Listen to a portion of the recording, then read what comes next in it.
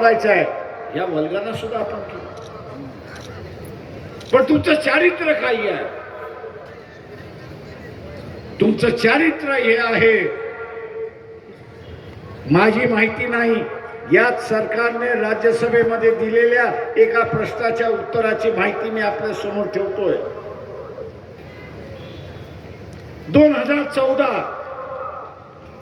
2014 पासून त्या प्रश्न टाकेपर्यंत किती भारतीय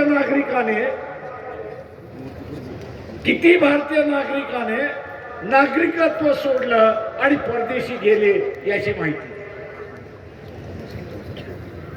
प्रश्न काय होता की 2014 पासून त्या प्रश्न टाकेपर्यंत किती भारतीयांनी भारतीय नागरिकत्व सोडलं आणि परदेशी गेले.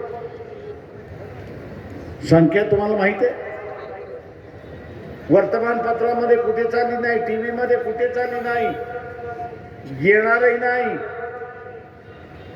कारण हा सारा मोदीचा मीडिया आहे, त्याच्यामुळे त्याला पाहिजे तेच दाखवलं जातं, दुसरं काही दाखवलं जात नाही.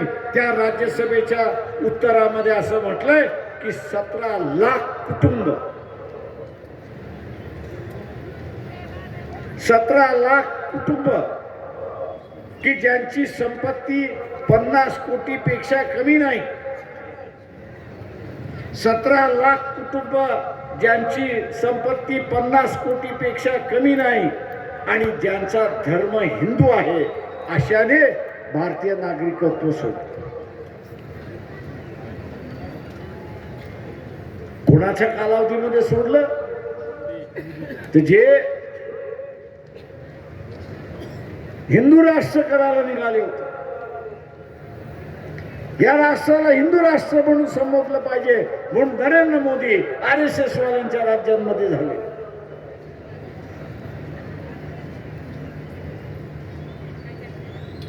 स्वातंत्र्य मिळाल्यापासून ते 2014 पर्यंत किती लोक या देशामध्ये गेले असतील, तेच शासन म्हणतंय 7,000 लोक गेले. आणि गेले जाणारे कोण होते? यांचं वय 60 आणि 65 वर्षाचं. म्हणजे ज्यांची मुलं गेली होती ते आपल्या मुलांकडे गेले, अशीच असणारी परिस्थिती. म्हणजे 70 वर्षामध्ये 7,000 जातात आणि मोदीच्या 10 वर्षाच्या कालावधीमध्ये 17 लाख कुटुंब नागरिकत्व सोडतात, अशी असणारी परिस्थिती. मी RSS वाल्यांना विचारतो की तुम्हाला राज्य आम्ही ह्याच्यासाठी दिलं होतं का की ह्या देशातलाच हिंदू हा असताना सुरक्षित करण्यासाठी तुम्हाला आम्ही राज्य दिलं होतं का? आणि मतदार म्हणून आपल्याला हे असताना विचारतोय की उद्याच्या असताना मोदींच्या हातामध्ये तुम्ही सत्ता देणार असाल तर काल 10 वर्षामध्ये 17 लाख गेले, पुढच्या वर्षामध्ये 40 लाख गेल्याशिवाय राहणार नाहीत, हे आपण लक्षात घ्या. हीच अवस्था तुम्हाला पाहिजे.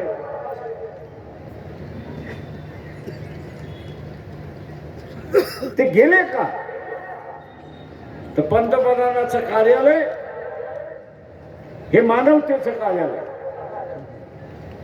हे सहानुभूतीदारांचं कार्यालय, दिलासा देणारं कार्यालय आहे. परंतु